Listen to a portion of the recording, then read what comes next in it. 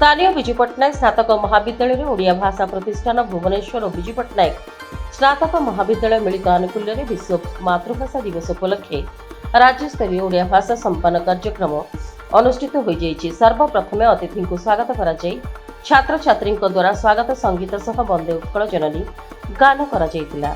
अध्यक्ष हृदय रंजन पंडा सभापतित्व में सम्मानित अतिथि भाव आदिवासी संस्कृति गवेषक वित्त तथा प्रशासनिक अधिकारी ओडिया भाषा प्रतिष्ठान भुवनेश्वर डॉक्टर क्षेत्रवासी मानसेठ महोदय तथा साहित्यिका और शिक्षाविद डॉक्टर झांसी सिंह महोदय, मुख्य अतिथि और वक्ता विशिष्ट साहित्यिक और समाजसेवी श्रीयुक्त कृष्ण सिंह महोदय, सम्मानित वक्ता आदिवासी संस्कृति प्रमुख गवेषक कवि श्रीयुक्त चलक्र स्वाई और आदिवासी भाषा संस्कृति गवेषक डॉक्टर राजेंद्र कुमार पाढ़ी महोदय एवं विजु पट्टनायक स्नातक महाविद्यालय प्रतिष्ठाता श्रीयुक्त पंचानन गौड़, विजु पट्टनायक स्नातक उच्च माध्यमिक विद्यालय अध्यक्षा श्रीमती रीताराणी करण, साहित्यिका सविता साहू, महाविद्यालय शताधिक छात्र छात्री कर्मचारी तथा स्थानीय भाषाविद साहित्यिक भाषा प्रेमी और संवाददाता माने जोग देथिले। समस्त अतिथि कार्यक्रम उद्देश्य आभिमुख्य और निज निज सुचिंतित वक्तव्य परिप्रकाश करथिले।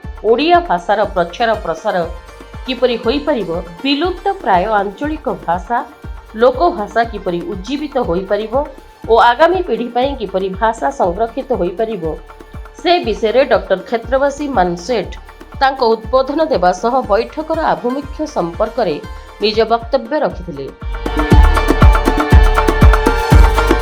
डॉक्टर कृष्ण सिंह आदिवासी भाषा गुड़िकर प्रयोग विषय रे निजर मत उपस्थापन करथिले। श्रीयुक्त जलधर स्वाई ओडिया भाषार क्रम विकास एवं डॉक्टर राजेंद्र पाढ़ी आदिवासी भाषार मौखिक साहित्य गीत कुड़िया प्रसंग रे आलोचना करथिले। एही परिप्रेक्षी रे विजु पट्टनायक स्नातक महाविद्यालय और उच्च माध्यमिक विद्यालय छात्र छात्री मानक मध्यरे प्रबंध वक्तृता शुद्ध ओडिया लिखन प्रतियोगिता मान अनुष्ठित होइतिला और अतिथि करकमल रे कृति छात्र छात्री को पुरस्कृत करा जाइतिला। छात्री परज्योति समरथ गीत कुड़िया उपरे वक्तृता समस्त अतिथि मानकु आकृष्ट करिथिला। अध्यापिका निरोजा शेखरी साहू अतिथि मानकु स्वागत संबर्धना जणाइथिले। शेषरे अध्यापिका अजिता कुमारी पंडा समस्त को धन्यवाद अर्पण करिथिले। कुंद्रा ब्लॉक रु रामचंद्र नायक रिपोर्ट, रिपब्लिक ओडिशा, साधारण लोकंक स्वर।